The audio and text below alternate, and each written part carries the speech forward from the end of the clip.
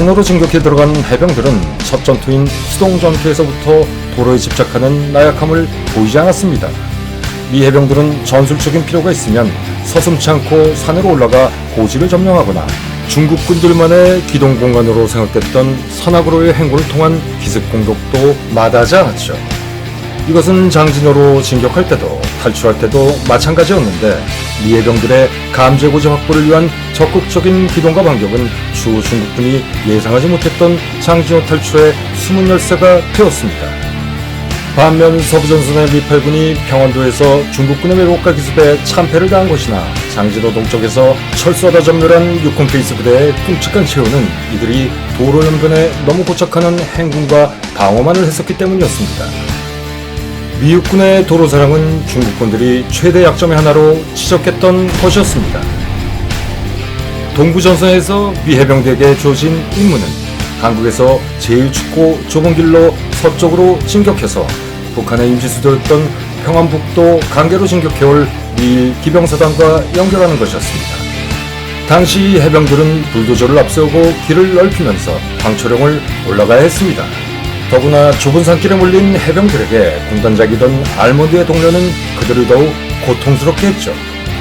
해병대는 도쿄에서 작전부서 장교들이 지도만 보고 자기들을 이 산길에 몰아넣은 무식견에 분노하며 바닷가에서 싸워야 하는 우리가 왜 이런 산골에 와야 하는가 라고 투덜대며 항의했지만 별 수 없었습니다.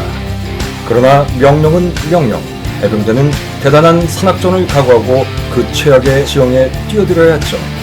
한국전쟁에 참가했던 미 해병 1사단은 개전 초기 열대전투와도 같았던 낙동강 전선에서는 기동 타격대로 본격적인 해상 기동 작전이었던 인천 상륙작전에서는 본연의 상륙 전문 부대로 북진의 단초를 마련한 서울 탈환 작전에서는 과감한 시가전 전문 부대로 그리고 산악 전투이자 끔찍한 동계 전투였던 장진호 전투에서는 산악 전문 부대로 강력한 전투력을 발휘하는 만능 전투단의 면모를 입증했습니다.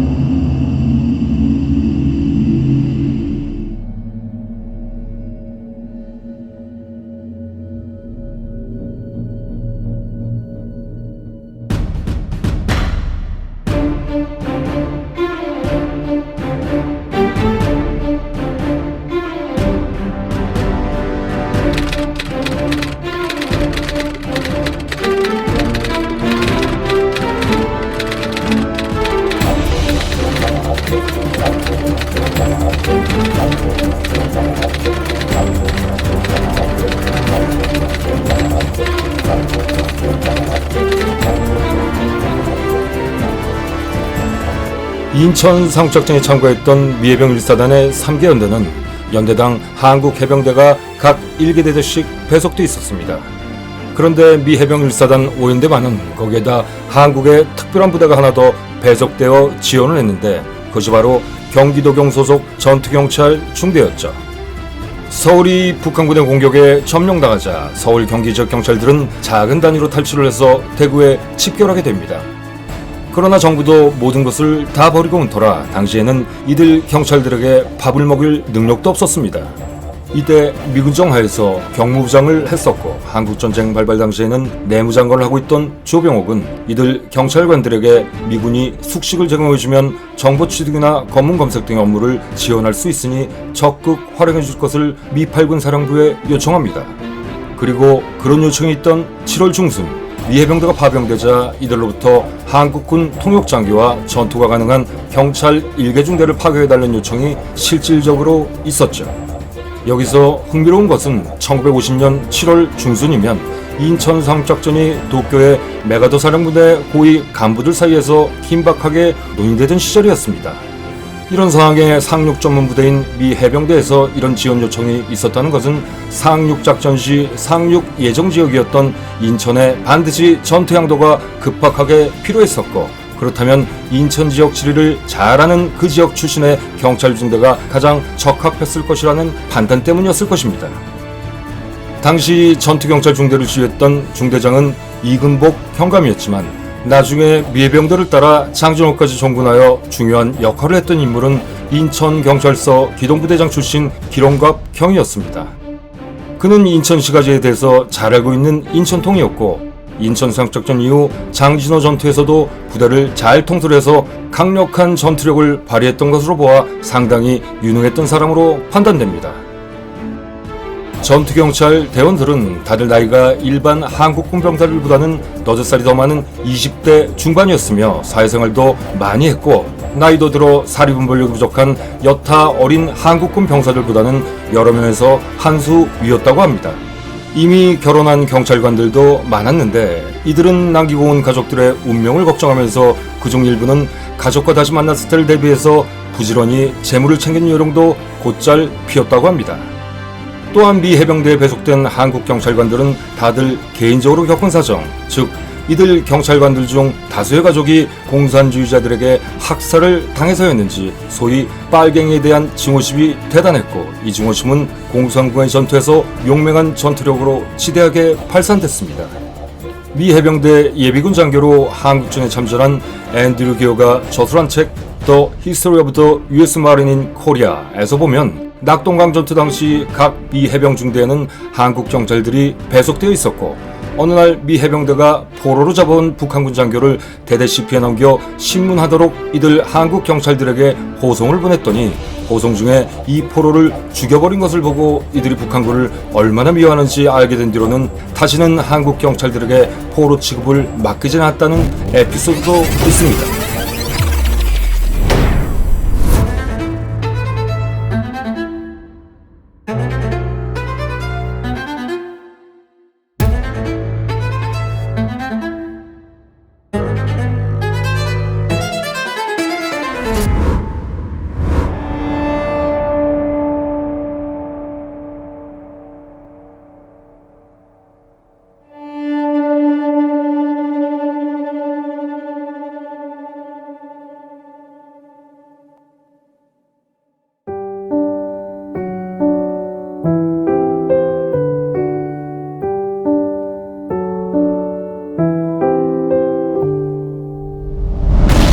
미해병 5연대 소속의 일반적인 경기도경 출신 전투경찰들은 서울 탈환작전이 끝난 뒤에는 대부분 경기도 내에 자진의 경찰서를 찾아 뿔뿔이 흩어졌지만 고향이 이북인 청년들로 구성되고 잘 훈련된 일개소대만은 계속해서 미해병 5연대 3대대를 따라서 북진을 했던 것입니다.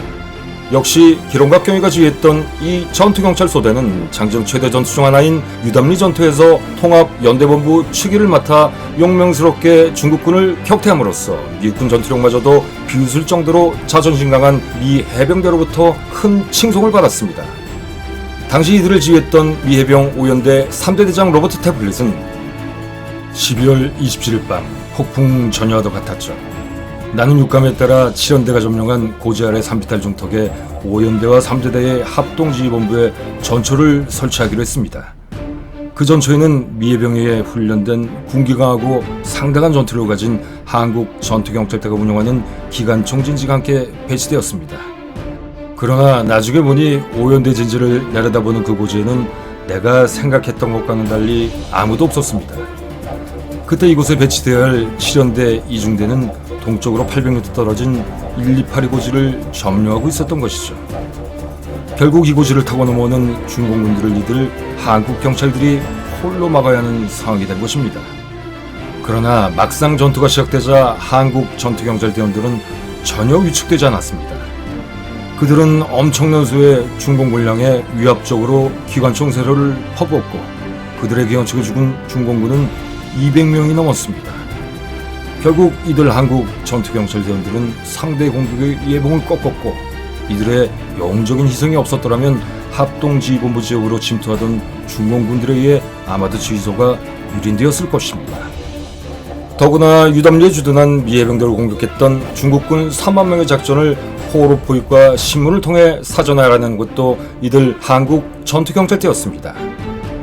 만약 그들이 이 정보를 먼저 알아내지 못했더라면 아마도 미 해병 5연대 7연대는 중국군의 기습으로 12월 27일 그곳에서 전멸했을지도 모를 일이었죠. 이렇듯 이들의 공로는 혁혁했었습니다. 여기서 우리는 장진호 동쪽 전투에서 미국군에 의해 미7사단 괴멸의 원인으로 지목됐던 한국인 카투사병들의 이야기를 하지 않을 수 없습니다. 미 해병들이 전투경찰들을 유능한 한국인 직원 밑에 두고 통합 지휘를 받게 했던 반면 미7사단 31연단은 현재 미군의 카투사 운영 방식과 같이 배속받은 카투사들을 각 소대 또는 분대별로 인원 메꾸기 차원에서 흩어 배속시키고 버디 시스템, 즉 전우조라고 해서 미군과 카투사들을 혼합 편성한 후 단위 부대에서 알아서 써먹으라고 했었습니다. 그러나 장진호까지 갔던 카투사병들은 현재의 미 8군 카투사병들처럼 영어에 능통한 젊은 인재들이 아니라 당시 경상도 일대 농촌지방 출신으로 영어 구사 능력이 전무한 병사들이었습니다. 미군 사이에 흩어져 배속된 이들 카투사병들은 말이 안 통하니 명령도 못 알아듣는 구박만 받던 처지였고 급기야 중국군의 대공세를 당한 위기 상황에서 어찌할 바를 모르고 우왕좌왕 살 길을 찾다 보니 그렇게 미군들에게 억울하게 인식되었던 것입니다. 그리고 미군들에겐 일종의 희생양이 필요했었겠죠. 그러나 맥클린과 페이스 등과 같이 형편없었던 지휘관들의 역량 부족으로 미군 병사들부터가 적의 공격에 붕괴된 상태였으니 말도 안 통하는 말당 카투사병들이 당시 어떻게 할 수 있었을까요? 그저 살 길을 찾아 알아서 퇴각하는 것뿐이었습니다.